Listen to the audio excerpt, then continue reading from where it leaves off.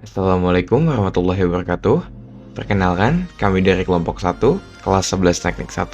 Kami akan menjelaskan sejarah mengenai perlawanan Sultan Agung terhadap VOC. Sultan Agung Hanyakarakusuma adalah salah satu penguasa Mataram yang paling terkenal, terutama karena perjuangannya melawan Belanda pada abad ke-17. Ia adalah sultan ketiga dari Kesultanan Mataram yang berkuasa dari tahun 1613 hingga 1645. Perlawanan Sultan Agung terhadap kolonialisme Belanda merupakan salah satu babak penting dalam sejarah perlawanan terhadap penjajahan Indonesia.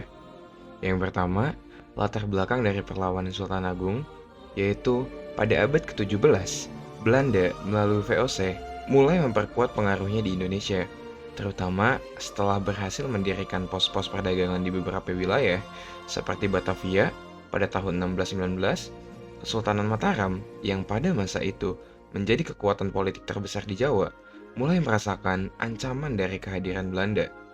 Sultan Agung naik tahta pada tahun 1613 setelah menggantikan ayahnya, Sultan Hadiwijaya.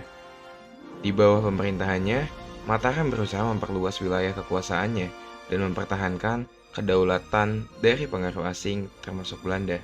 Lalu, yang kedua, perlawanan Sultan Agung terhadap VOC berlangsung dalam beberapa tahap penting, terutama pada periode 1628 hingga 1633. Berikut adalah rangkaian perlawanan yang dilakukan oleh Sultan Agung. 1. Serangan pertama. Pada tahun 1628, Sultan Agung melancarkan serangan besar-besaran terhadap Batavia yang merupakan pusat kekuasaan VOC di Jawa.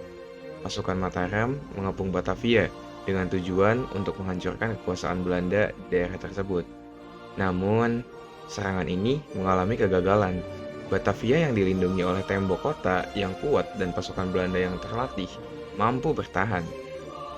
Lalu yang kedua, Sultan Agung tidak menyerah begitu saja. Setelah kegagalan pertama, pada tahun 1629, ia kembali mengirimkan pasukan untuk menyerang Batavia.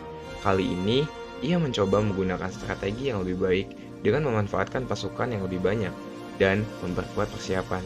Namun, meskipun pasukan Mataram berhasil mencapai beberapa titik di sekitar Batavia, mereka kembali mengalami kesulitan karena kekuatan pertahanan Belanda yang kokoh, cuaca buruk, dan penyakit yang menyerang pasukan Mataram. Lalu, yang ketiga, kegagalan dan akibat perlawanan. Meskipun Sultan Agung melakukan perlawanan yang sangat keras, pasukannya tidak mampu mengalahkan kekuatan Belanda secara keseluruhan. Beberapa faktor yang menyebabkan kegagalan tersebut antara lain: 1. Kekuatan Belanda yang tangguh, 2. Keterbatasan pasukan Mataram, dan 3. Keterbatasan strategi. Lalu yang keempat, perjanjian dan akhir perlawanan. Setelah beberapa kali gagal, Sultan Agung akhirnya mengalihkan fokus perangnya dan mulai mengonsolidasi kekuatan internal Mataram. Meski begitu, perlawanan terhadap Belanda tidak berhenti sepenuhnya.